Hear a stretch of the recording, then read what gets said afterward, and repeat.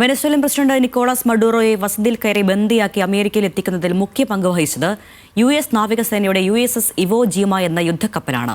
അത്യാധുനിക യുദ്ധവിമാനങ്ങളുള്ള പടക്കപ്പലുകളെ മുന്നിൽ നിന്ന് നയിക്കുന്ന അമേരിക്കൻ നാവികസേനയുടെ കരുത്താണ്.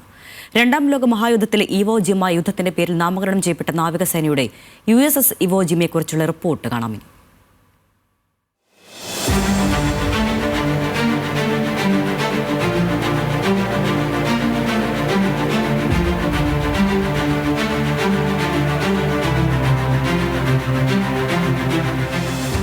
അമേരിക്കൻ നാവികസേനയുടെ ഫ്ലോട്ടിംഗ് മിലിറ്ററി ബേസാണ് USS ഇവോ ജീമ.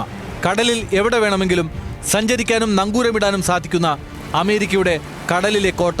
ആയിരക്കണക്കിന് സൈനികരെ വഹിക്കാൻ കഴിയുന്ന ഫൈറ്റർ വിമാനങ്ങൾക്ക് പറന്നുയരാൻ മിനി എയർഫീൽഡ് സംവിധാനമുള്ള 140 അടി ഫ്ലൈറ്റ് ഡെക്കുള്ള എതിരാളികളെ ഭയപ്പെടുത്തുന്ന അമേരിക്കൻ നേവിയുടെ കരുത്ത്. രണ്ടാം ലോക യുദ്ധത്തിലെ ഇവോ ജീമ യുദ്ധത്തിന്റെ പേരിൽ നാമകരണം ചെയ്യപ്പെട്ട നാവികസേനയുടെ രണ്ടാമത്തെ യുദ്ധക്കപ്പലാണിത്.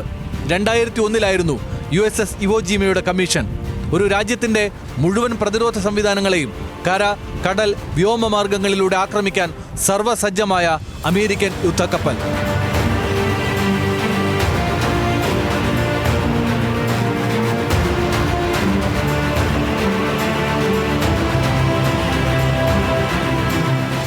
ആയിരക്കണക്കിന് സൈനികരെ യുദ്ധക്കപ്പലിന് വഹിക്കാനാകും. പോർ വിമാനങ്ങളും ഹെലികോപ്റ്ററുകളും തുടങ്ങി ഒരു യുദ്ധത്തെ നേരിടാൻ ആവശ്യമായതെല്ലാം ഈ കപ്പലിലുണ്ട്.